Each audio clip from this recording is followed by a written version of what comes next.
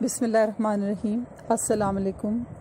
آج کے لیکچر میں ہم American literature MA English part 1 کے پوئٹ جان ایشبری کی پوئم دا پینٹر کا کریٹیکل انالیسس کریں گے.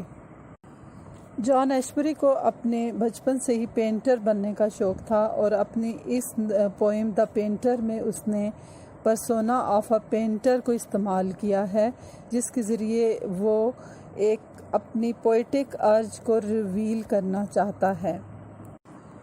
یہ پوئم ایک ایلیگوریکل پوئم ہے جو ڈبل میننگ رکھتی ہے. بظاہر یہ ایک پینٹر کی کہانی ہے جس میں وہ ایک پینٹنگ بنانا چاہتا ہے اور وہ ایک انوویٹیو کریٹیو پوئٹ ہے، پینٹر ہے، لیکن ٹریڈیشنل آرٹسٹ اسے اجازت نہیں دیتے ایک انوویٹیو ٹائپ آف پینٹنگ بنانے کی، اور وہ اس سے کروسیفائی کر دیتے ہیں.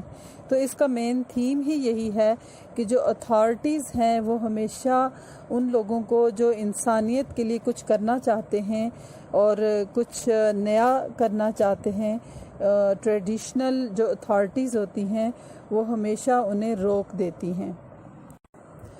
یہ پوئم 6 سٹینزاز پر مشتمل ہے اور ہر سٹینزا کی 6 لائنز ہیں. فرسٹ سٹینزا ہے sitting between the sea and the buildings. He enjoys painting the sea's portrait, but just as children imagine a prayer is merely silence, he expected his subject to rush up the sand and seizing the brush portrayed its on the canvas, plaster its on the canvas.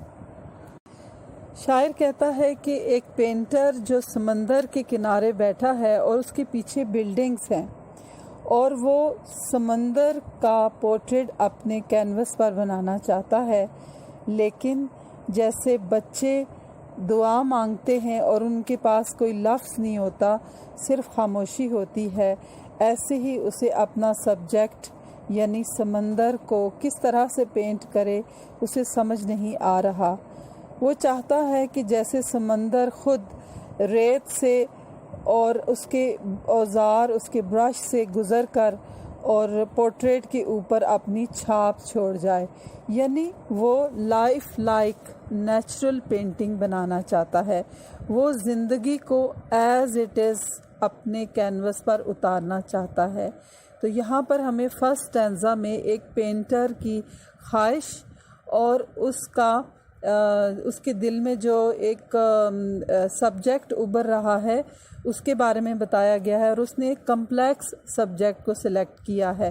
یہاں پر سی symbolise life بہت complex ہے جسے سمجھنا مشکل ہے، اور buildings symbolise conventional authorities یعنی روایات کو، یا اگر وہ آرٹسٹ ہے تو پرانے آرٹسٹ کو ظاہر کرتے ہیں.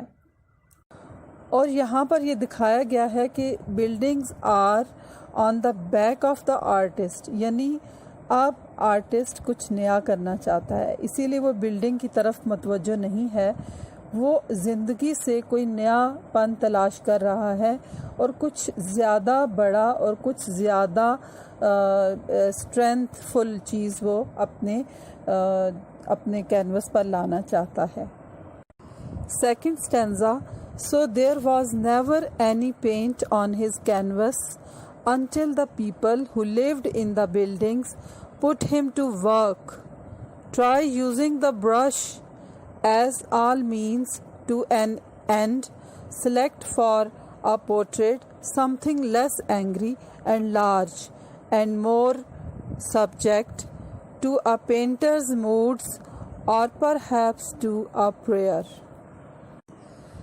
سیکنڈ سٹینزا میں جب وہ اس کشمکش میں ہے کہ وہ ایک اتنا بڑا سمندر ہے جسے وہ چاہتا ہے کہ لائف لائک پینٹنگ بنائے، یعنی ایسے لگے کہ سمندر ہی اس کے کینوس پر اتر آیا ہے، اور اسی سوچ میں ہے اور وہ ناکام ہے، ابھی تک کچھ کر نہیں پایا، اور اسے سمجھ میں نہیں آ رہا. اور چلڈرن پریئر یعنی بچے جس طرح جب دعا مانگتے ہیں تو انہیں نہیں پتہ ہوتا کہ کیا مانگنا ہے، اور جسٹ سائلنس، تو اسے سمجھ میں نہیں آتی.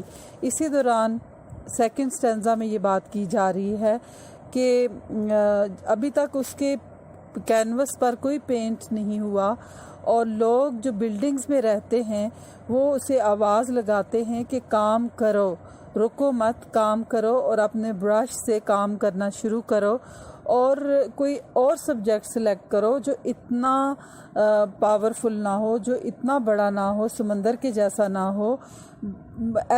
کئی اور سبجیکٹس ہیں جو پینٹرز کے موڈ کو سوٹ کرتے ہیں، ان میں سے کوئی سبجیکٹ لے لو.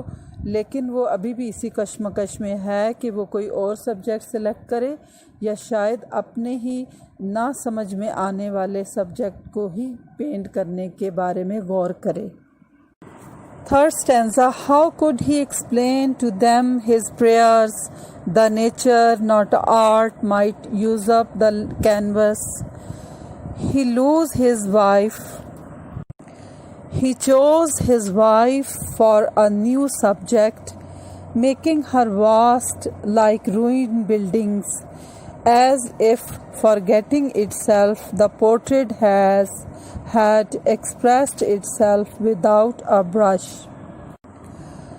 تھرڈ سٹینزا میں یہ بتایا گیا ہے کہ وہ کس طرح سے اپنے سبجیکٹ کو، اپنی پریئرز کو لوگوں کو سمجھا سکتا ہے، کیونکہ وہ نیچر کو پورٹرے کرنا چاہتا ہے. وہ آرٹیفیشل یا وہ کاپی نہیں کرنا چاہتا، پہلے سے جو موجود سٹائل آف آرٹ ہے اس کو کاپی نہیں کرنا چاہتا. وہ انوویشن لانا چاہتا ہے، سم تھنگ نیا کرنا چاہتا ہے، اور وہ کینوس پر کوئی زیادہ نئی چیز لانا چاہتا ہے.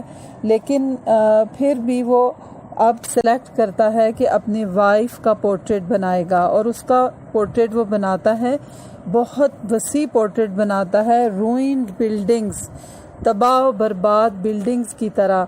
اور ایسے لگتا ہے کہ جیسے پورٹریٹ نے خود بخود بغیر برش کے استعمال کے وہ کینوس پر آ گیا ہو.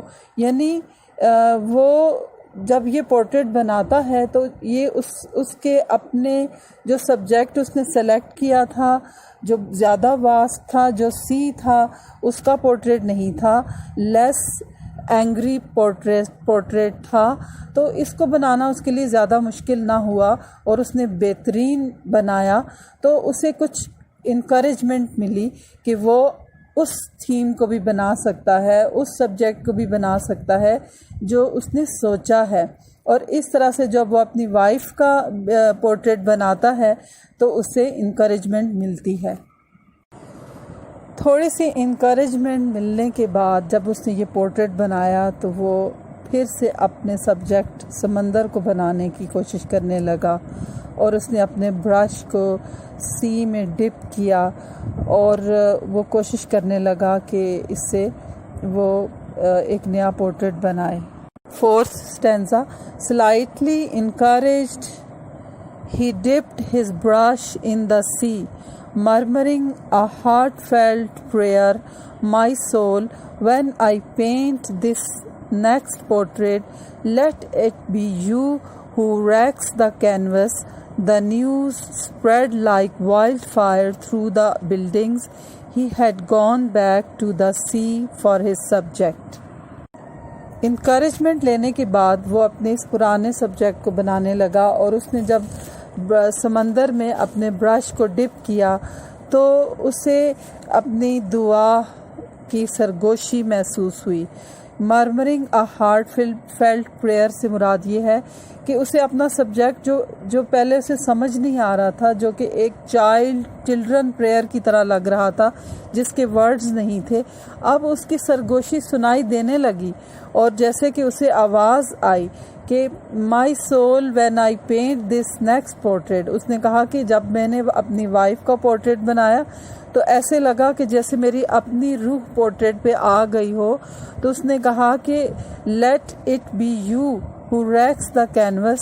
उसने अपने नए सब्जेक्ट से कहा कि तुम अपनी रूह की ताकत से इस कैनवस पर आ जाओ या इस कैनवस को बर्बाद कर दो। कहना वो ये चाहता था कि अब उसे आर्ट की इस इनोवेशन की समझ आ रही है, क्योंकि वो ऑलरेडी एक पोर्ट्रेट उसने बनाया है, तो अब वो नया पोर्ट्रेट इस तरह से बनाना चाहता है। लेकिन जब वो ये काम करने ही लगा था कि उसके समंदर की तरफ दोबारा जाने की खबर हर तरफ फैल जाती है जंगल की आग की तरह, और हर तरफ शोर मचता है कि वो वापस अपने पुराने सब्जेक्ट को बनाने लगा है।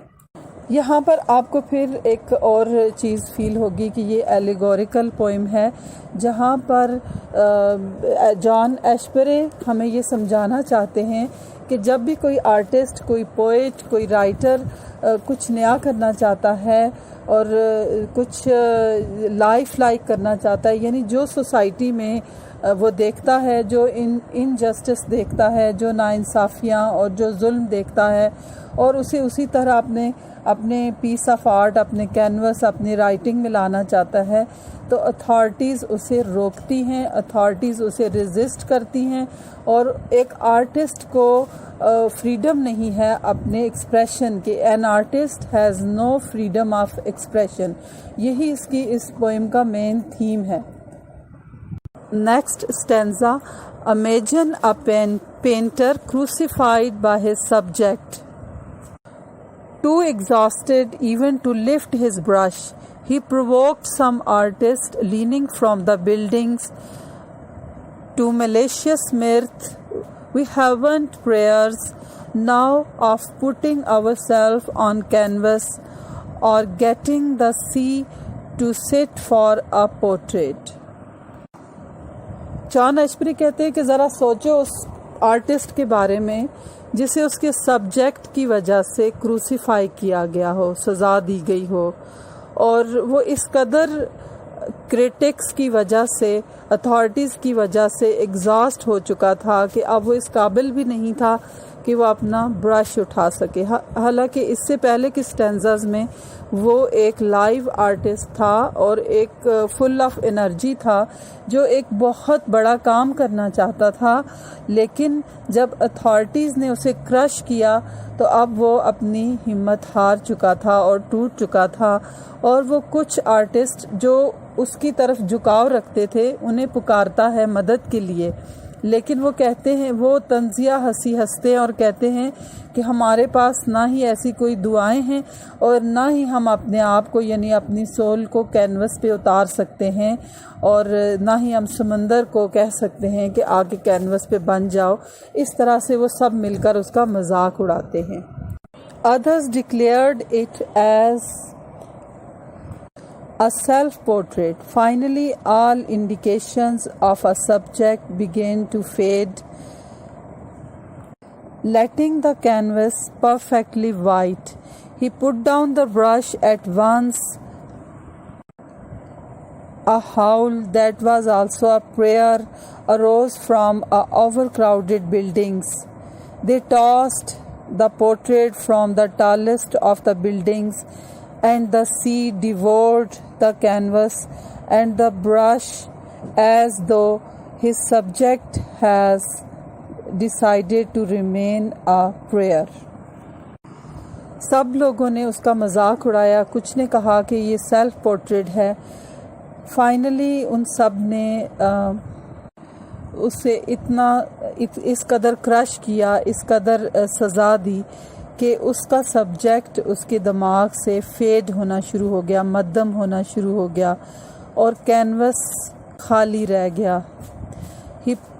उसने ब्रश भी छोड़ दिया और उसने एक चीख मारी, और जैसे कि एक दुआ हो, ये चीख उस बिल्डिंग से बुलंद हुई एक दुआ की तरह, और उन्होंने उसे और उसके पोर्ट्रेट को सबसे ऊंची बिल्डिंग से नीचे गिराया, और समंदर उस पोर्ट्रेट को और उसके कैनवस और ब्रश को खा गया, और जिस सब्जेक्ट पर वो पेंटिंग बनाना चाहता था, یا جس کام کو وہ کرنا چاہتا تھا، جس موضوع پر وہ لکھنا چاہتا تھا، وہ آرٹسٹ جو انوویشن لانا چاہتا تھا، اسے وہ ایک دعا بن کر رہ گیا، اس کا کام نامکمل رہ گیا، اور اس کا جو مین سبجیکٹ تھا وہ ادھورا رہ گیا۔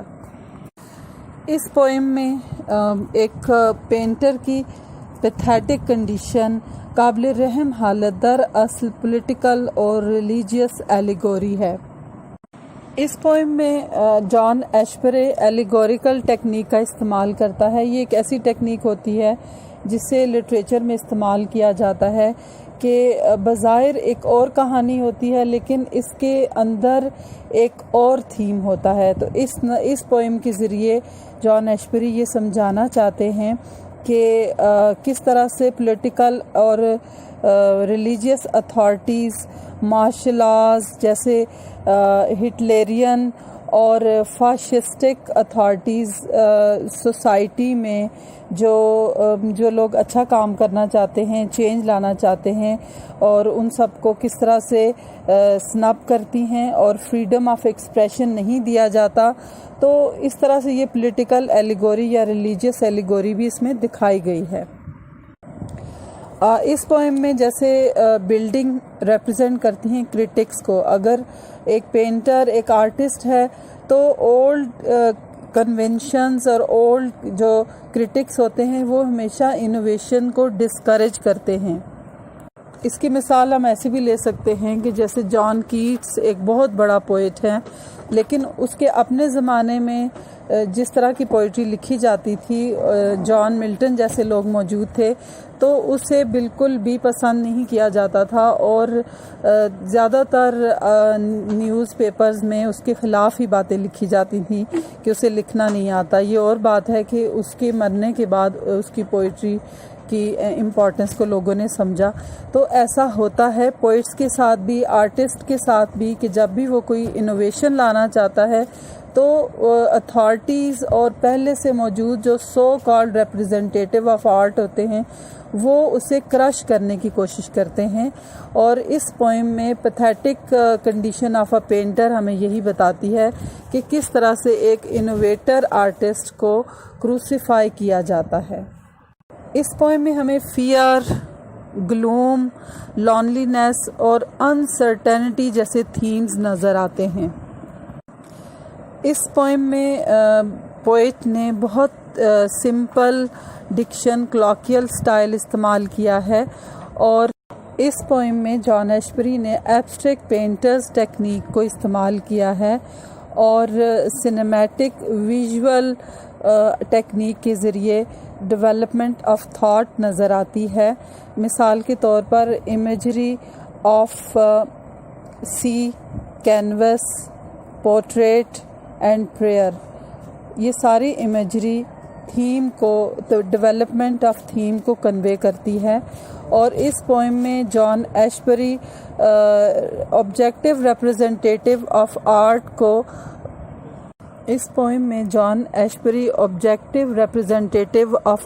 کو پسند کرتے ہیں، اور وہ چاہتے ہیں کہ آبجیکٹیو ریپرزینٹیٹیو آف آرٹ ہونی چاہیے، نہ کہ سبجیکٹیو، اور وہ ڈیفیکلٹ اور انوویٹیو تھیمز کو کیپچر کرنا چاہتے ہیں، یعنی پوسٹ ماڈرنسٹ اپروچ کو اپنایا ہے۔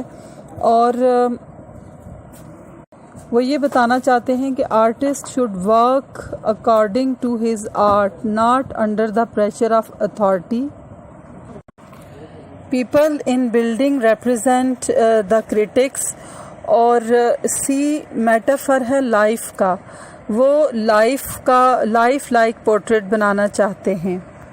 جب پینٹر اپنی وائف کا پورٹریٹ بناتا ہے تو وہ وومن ہوڈ کی مسٹری کو دیکھ کر حیران رہ جاتا ہے، اور اسے انکریجمنٹ ملتی ہے، اور وہ سی کا پورٹریٹ بنانا چاہتا ہے، سی جو کہ میٹافر آف لائف ہے اور بہت زیادہ گہری ہے، تو انفیتھمیبل مسٹری آف لائف کو ڈسکور کرنا چاہتا ہے۔ اس طرح سے اس پوئم دا پینٹر میں جان ایشبری ایک سیڈ اور گلومی سٹوری کے ذریعے، سٹوری آف اے پینٹر کے ذریعے ہمیں बताना चाहते हैं कि मॉडर्न सोसाइटी में किस तरह से इनोवेटर आर्टिस्ट को स्नब किया जाता है और उसकी एबिलिटीज़ को डिस्करेज किया चाहता है। तो इस तरह से जॉन एशबरी का जो अपना पोइटिक स्टाइल है, पोस्ट मॉडर्न पोइटिक स्टाइल, वो उसको रिप्रेजेंट करती है ये पोएम, और हमें जॉन एशबरी के पोइटिक स्टाइल को एडवोकेट करती है। Thank you. अगर आपको मेरा ये लेक्चर पसंद आया हो तो ज़रूर सब्सक्राइब करें, लाइक करें और शेयर करें, ताकि मुझे मज़ीद वीडियोस बनाने के लिए इनकरेजमेंट मिलती रहे।